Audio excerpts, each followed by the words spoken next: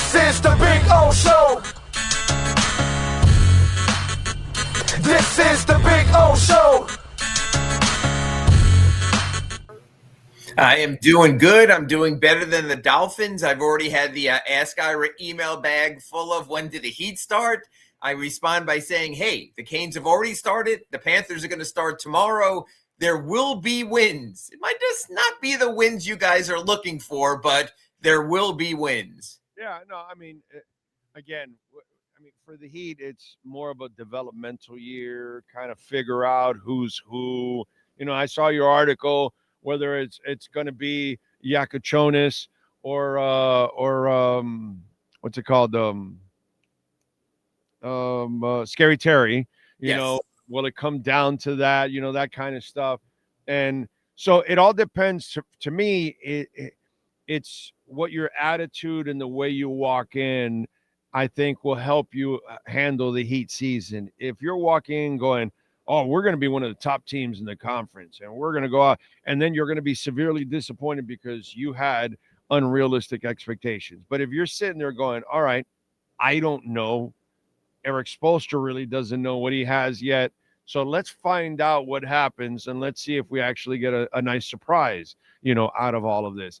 That's kind of the way I think you want to go into this Heat season with an open mind, because there's really no way of knowing what's really going to end up happening. You know, it's interesting because I've been working with Orlando probably for 3 decades now, and to hear him offer a reasoned perspective, and to hear a reasoned perspective from Orlando Alzugaray, I can appreciate that, because there are different expectations depending on the team. I think our expectations on the Dolphins entering the season were contend for a wild card, at least try to.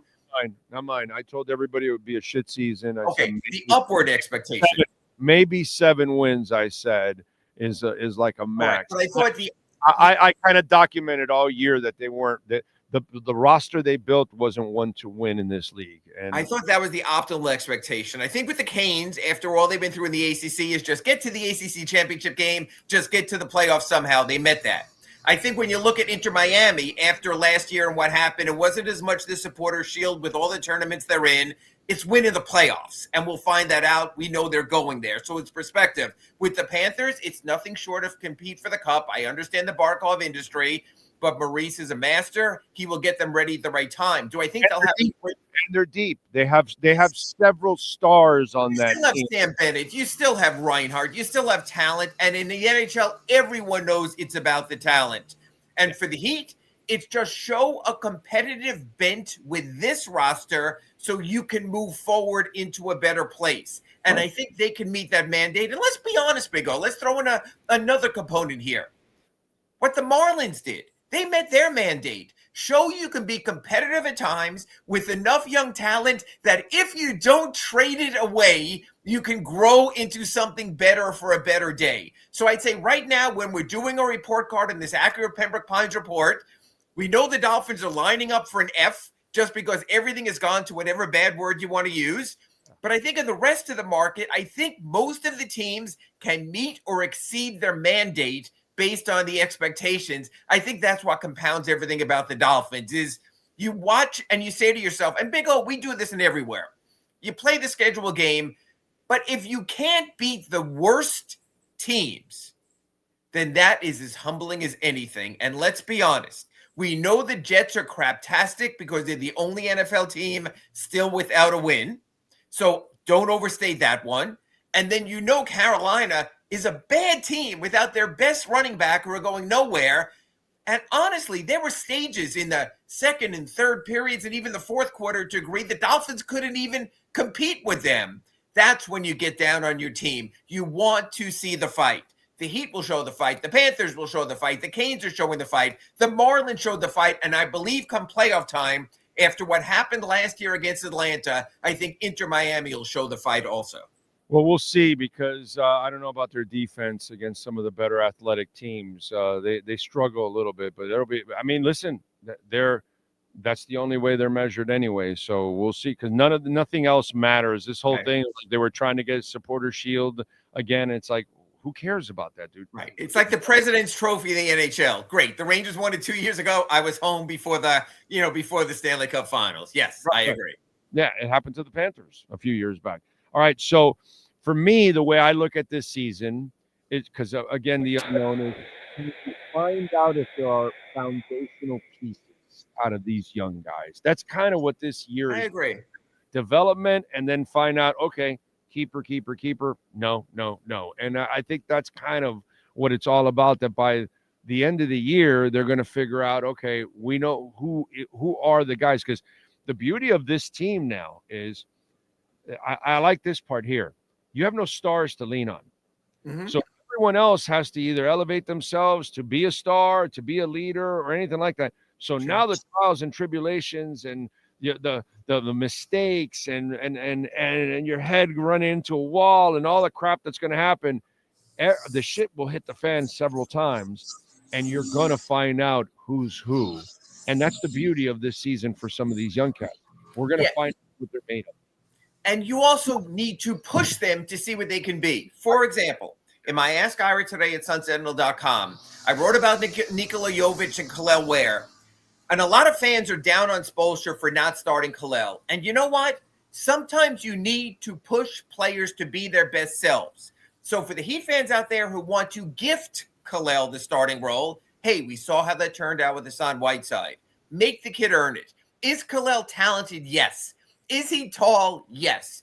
Does he have the motor needed to win? I don't know yet, Big O. I need to see that. And if it means Eric Spoelstra riding his butt, then right away, because we need to find that out. Because as we saw, Nikola Jovic showed enough. He merited the extension. We're not sure about Tyler Hero. That extension probably is going to be put on hold. He picked up the player option for one more season on Kalel, but he has to show more. I like Eric riding his players. I like that nothing is gifted this year.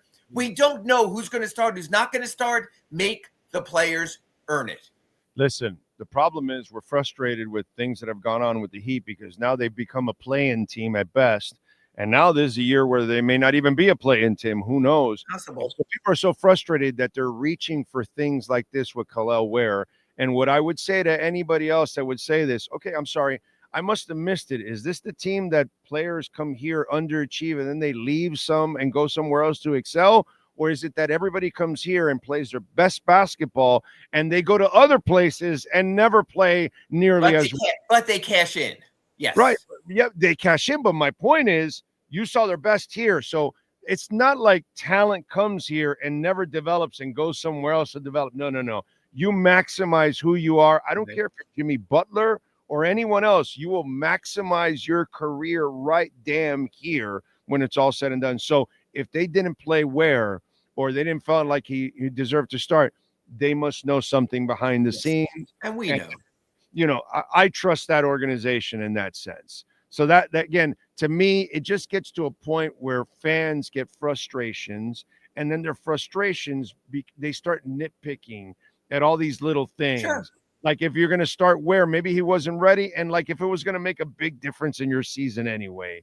Come on, dude. Get off the high horse. Give me a break. No. And I agree. And I like the pushing in his preseason. And if I can get more out of him, look, we saw it already happen in Summer League. Kalel was dog at the start of Summer League. Eric Spoelstra met with us in Vegas. He made the riot act right there. Kalel was terrific in his final appearances in the Vegas Summer League. That might have to happen again. Look, I don't like that you have to push a player.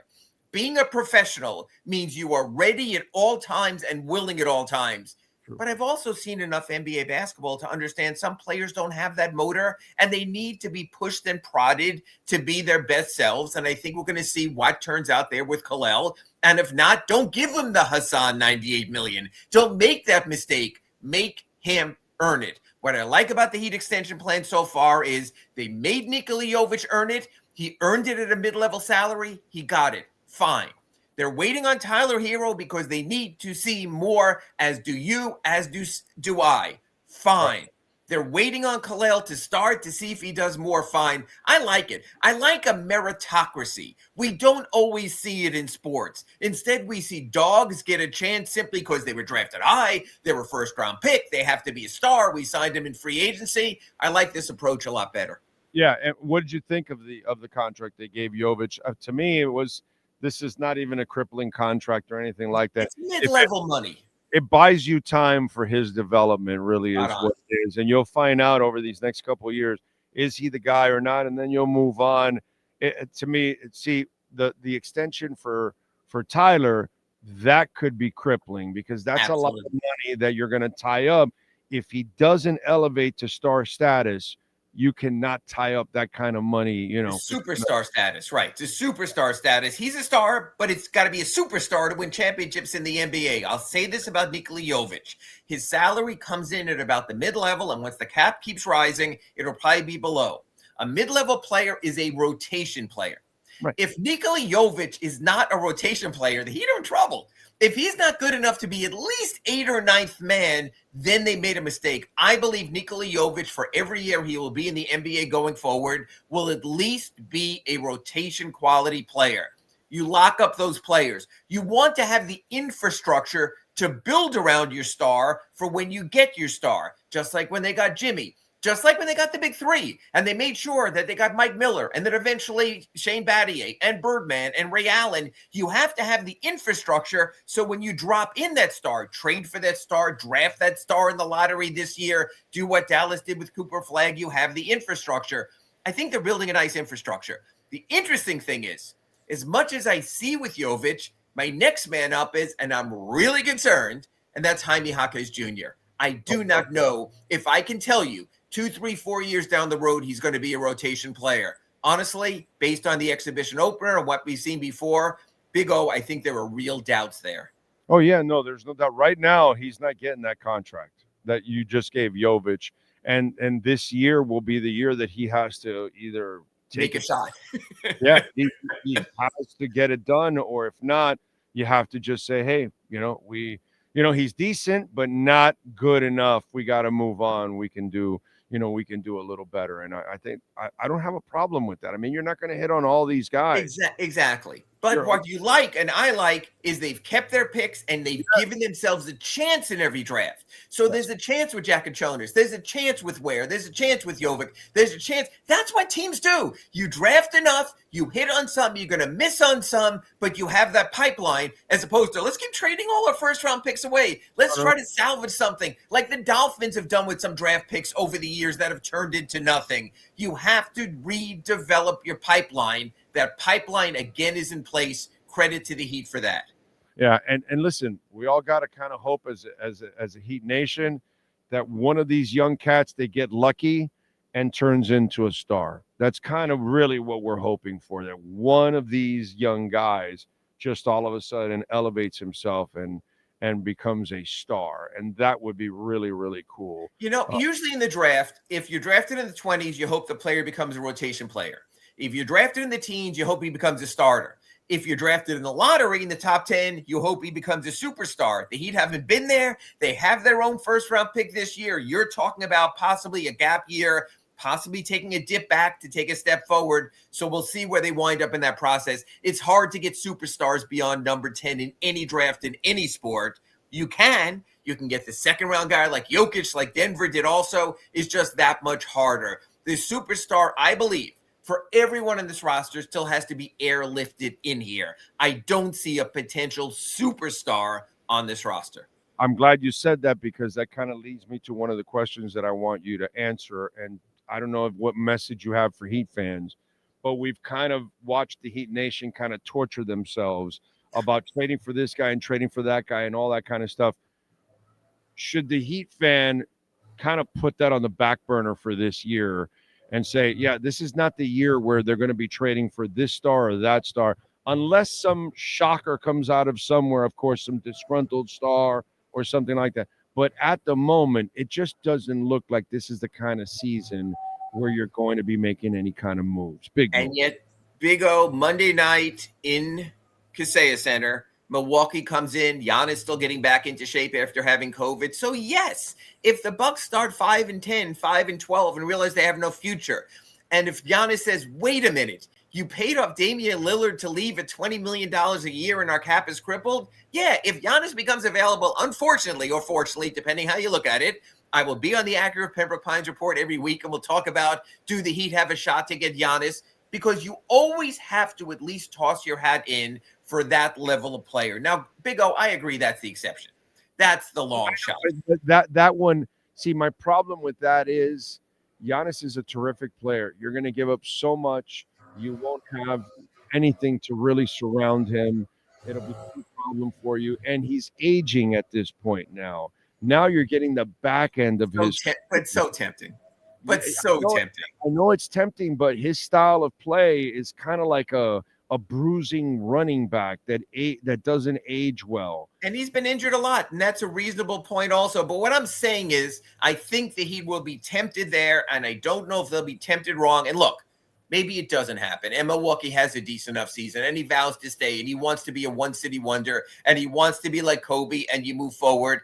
Yes, that's absolutely the possibility. But stars always shake free in this league, so you have to at least keep your radar up, develop your young players, have the assets to chase someone. But I agree with this. It can't be a foundational piece for 1 or 2 years. It can't be the Durant type. It can't be what Golden State did with Jimmy Butler. It has to be a guy in the sweet spot of his career where if I'm trading away these nice pieces I'm developing, I have to be assured I'm getting 3 or 4 peak career seasons out of said player to make that move. You can have it both ways, but you have to be shrewd.